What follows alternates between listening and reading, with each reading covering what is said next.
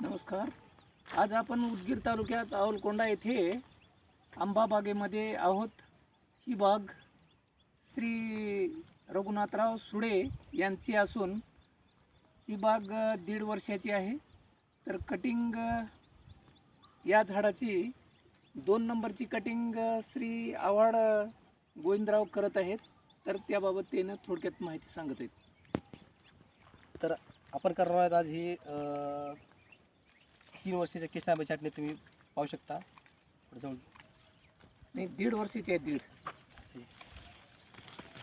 हे अशा प्रकारे ज्या ठिकाणी गोठे तर बदली फांटी कारण जेणेकरून गर्द होणार नाही.